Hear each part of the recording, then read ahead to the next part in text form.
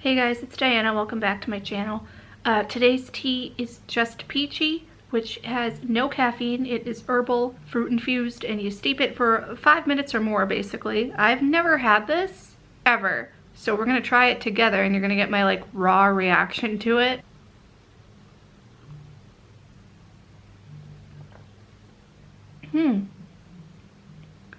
This actually is pretty good. It's not like disgustingly tart or anything because it's like peaches and stuff. This is good. This would be good as an iced tea, which I'm pretty sure it was really meant to be an iced tea, but we're not doing that because it's winter, even though it is mid-December and it's in the 70s outside right now, which is hot for me, and I hate it. Anyway, here we are with hot tea. Last night I binged the first season of The Babysitter's Club on Netflix, which is like the 2020 version, or 2019 I guess, I don't know when it, last year I think, version of a TV adaptation of the books by Anne M. Martin. There was a series on HBO that was in 1990 I think that aired for it, that was only one season, but the series that came out last year that I watched last night was renewed for a second season. I'm assuming obviously they were not able to do much, if any, filming this year because of the pandemic. So if there is going to be any sort of release timeline, I wouldn't think that it would be any earlier than the end of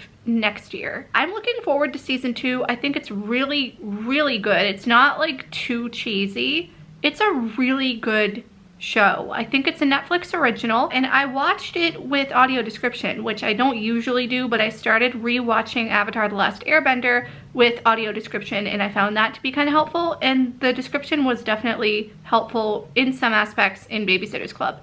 Usually I don't watch things with description because I can see what's going on for the most part, but I do miss some things occasionally, so I think that if it's available, it's a really good thing to try and take advantage of. But that's just my opinion. A lot of people do things differently. A lot of blind people don't even like audio description and they think that we shouldn't even have it. But I think that, you know, it can be a valuable tool. Well, sometimes it can be a little bit annoying maybe, depending on the describer and stuff. Like, I think that it's pretty good to be able to have to make media and things more accessible to everyone, because, I mean, captioning is available for pretty much everything out there, whereas audio description is not. Heck, you can't even add a descriptive track to YouTube videos, which is really stupid. I think they're like testing that in a beta somewhere, like with a select small amount of videos, but it's not open to the public. If you don't know what I'm talking about, audio description is a secondary audio track that airs in movies and TV shows, sometimes more often now than they did previously, that describes what's going on the screen. It's a person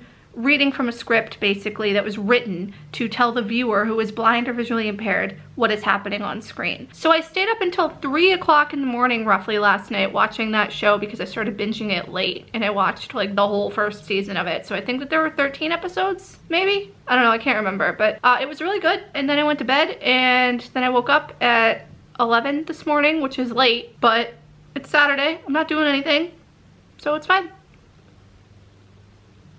So if you are someone who's blind or visually impaired, or even if you're fully sighted and haven't watched anything with descriptive audio, I highly recommend that you at least give it a try. A lot of things on Netflix have it. I think all Netflix originals now have it, as well as a lot of other content that is being streamed on there that's not Netflix originals. You know, like I mentioned earlier, Avatar: The Last Airbender, Legend of Korra, other shows like that. I don't know if Hulu has any descriptive stuff available. I know Netflix has a lot, Disney Plus has a lot, I think HBO Max might, not 100% sure. And I know that Apple TV, like everything on there is described, or Apple TV Plus rather. So if you have any subscriptions to Apple TV Plus, Disney Plus, or Netflix, definitely check out their descriptive stuff. On Netflix, you used to be able to sort somehow by shows that had description. Disney Plus, I don't know if you can sort by stuff like that, and I don't have a subscription to HBO Max, and I do have a subscription to Apple TV Plus, but I haven't used it yet, which I probably should.